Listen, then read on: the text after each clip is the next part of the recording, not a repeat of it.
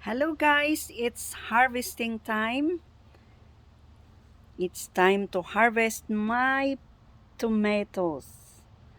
Okay, I have lots of, not so lots, but I have tomatoes in my garden, in my home, in my backyard garden, and it's almost winter, so I have to harvest them before Mr. Winter comes.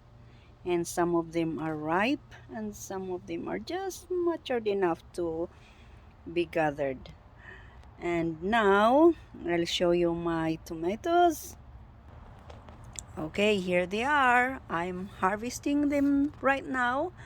And don't you know, guys, that tomatoes are very good, healthy food. These are healthy food, guys. So, oh, di maganda yun ah. Okay, so I am harvesting them.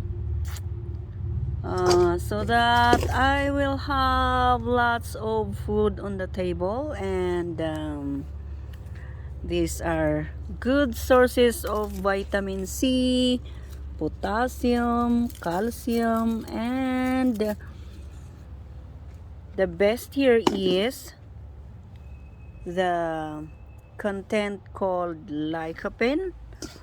Lycopene is a nutrient or a chemical in this. It's a natural chemical though in the food that is present in the fruits like tomatoes, that gives the tomatoes its red color.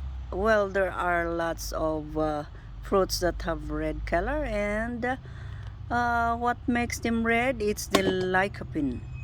Yeah, and lycopene gives us health benefits, like they say it's anti-cancer, and it relieves hypertension.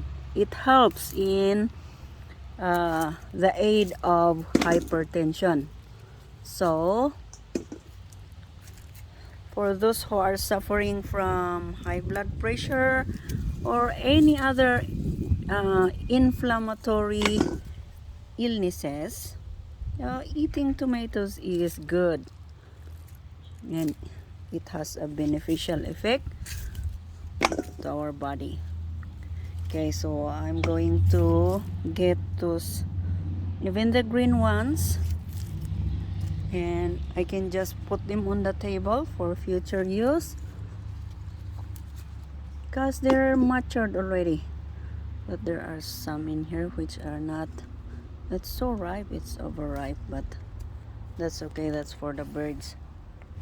Yeah, because I have friends coming in the morning. Every morning they're eating my tomatoes. They're sharing with my tomatoes. So here they are. I have oblong and round and big and small in here. There. Oh, it's almost ripe. Yeah, but I can get these ones. And they can get ripe on the table. Okay, here are the smaller ones. There you go. Harvesting tomatoes. Tomatoes are good for your health. Yeah. It's a good source of vitamin C, and other kinds of or other nutrients needed by our body. This is a superfood.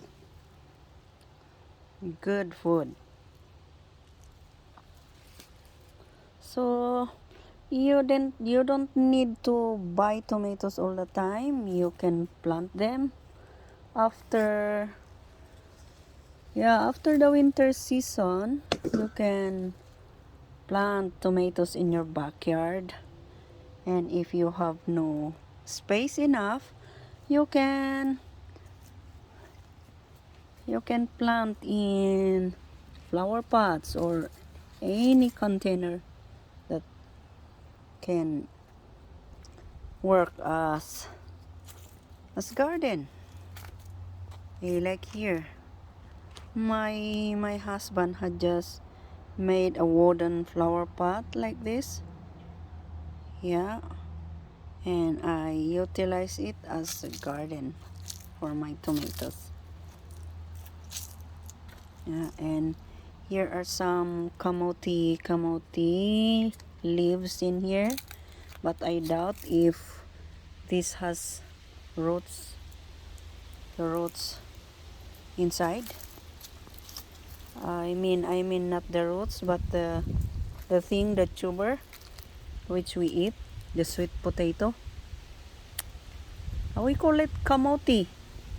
I don't know. They call in here in Canada sweet potato, but we call this kamote in the Philippines. Yeah, and these leaves are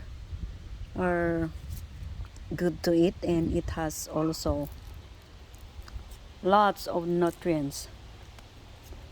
Yep. So kamote with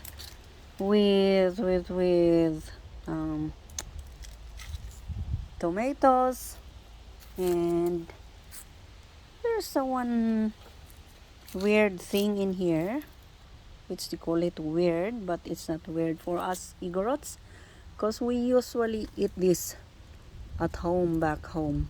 This is called amti, or it's just like a wild grass, but the taste of this amti is uh, just like close to an ampalaya leaves. Yeah, but it's not as bitter as ampalaya. It's just close, a little bit bitter. Yeah, but it's full of nutrients. Yeah, so these are good.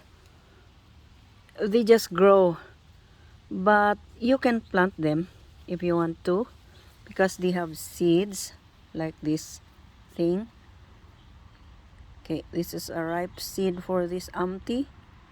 I don't know the English term for this. If we have, maybe we have, there is a scientific name for this thing, but I did not have the interest or the thing to search for it. Anyway, it's just what I know is just empty.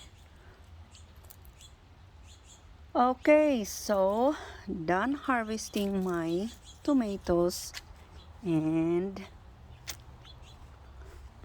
I have also here beans. I hope these beans will bear fruits before winter comes. It's too late. I planted this too late, just in the second week of August, I think, and I hope it will bear fruits before winter comes, before snow time. Yeah, and these were the old beans, and they're drying up. And these are my winter or spring onions. Spring onions. Yeah, spring onions are good because you can plant them anytime, and then after winter they can grow. Yeah. Yeah, here's another box. I have tomatoes in here. I have lots of amti, and amti with spring onions. Yes. So back to tomatoes. These are my tomatoes, and tomatoes are good to eat. They contain lycopene, they contain lots of nutrients and lots of vitamins and minerals. So be healthy, guys. Be healthy. Eat healthy foods, eat natural foods, and stay safe. Bye. See you in my next video, and thank you.